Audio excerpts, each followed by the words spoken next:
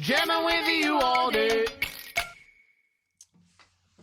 All right, this is My Hat Has Three Corners, and it's I grew up with it as a Purim song. The holiday of Purim is about it's like a drunken Jewish holiday actually. There's a bad guy named Haman who wanted to kill all the Jews. It's not a very kid-centric holiday, but kids love it because they get to dress up and we have a carnival and there's always like treats and stuff. And parents traditionally, I guess, like it because adults are supposed to get so drunk that you can't tell the difference between the good guy, like Mordecai, and the bad guy, Haman. Or maybe the good guy, King Ahasuerus. Anyway, the song is very simple.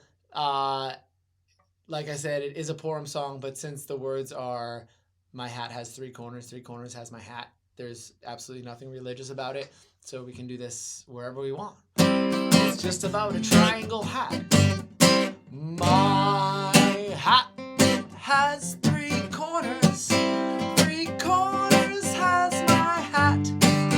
And had it not three corners, it would not be my hat. Sorry, I confused myself a little bit. It's just those two chords. I'm using C and G. My hat, it has three corners. Three corners has my hat. And had it not three corners, it would not be my hat.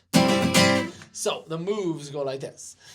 My, and if I was teaching it, I'd say, okay, everybody point to yourselves. And everybody say, my. Good. Now everybody point to your head and say, hat. Good. And now show me the number 3. Good. And everybody say, corner, and point to your elbow. Good. Corners. So we've got my hat. 3 corners. And we'd sing it with the moves. My hat, it has 3 corners. 3 corners has my hat. And had it not 3 corners, it would not be my hat. Now the fun part is where we start to take words away. So don't say my.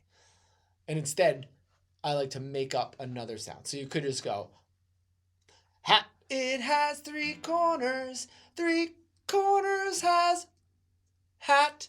And had it not 3 corners, it would not be hat. But I like to go, hat, it has 3 corners. And then we can have kids make up each sound. So I chose, hat, it has 3 corners. 3 corners has hat. And had it not 3 corners, it would not be hat. Okay, now we're going to take away the word. What should our sound be for? My sound for my was What's your sound going to be for hat? Oh, good idea. Your sound is woo. Okay, let's try it. Woo! It has 3 corners. 3 corners has woo. And had it not 3 corners, it would not be woo. Okay. So we've got woo, and what would we say for 3? You're gonna blow a kiss on 3? Okay, I love it. Woo! It has corners. Corners has ooh, and had it not corners, it would not be ooh. And the more you mess up, the funnier it is. Obviously, we want to do our best to get it right, but we're gonna make mistakes. And if we laugh through it, everybody laughs with you, and they're all making mistakes the whole time. One thing to avoid is sometimes kids start, once you make a mistake once and everybody laughs, kids start thinking, oh, it's funny if I make a mistake, so I'm gonna purposely mess it when I say we're gonna go my. They like purposely mess it up. And that's when you have to remind the group, oh, friends, this is like a huge challenge. I wonder if you can get through it. Don't be too goofy. I wonder if you can really keep it together and do this, because not many people can do this. Something like that. Some way of you can just to bring them back in and encourage them, even though it's funny when we make the mistakes, not to be too silly about it. So you can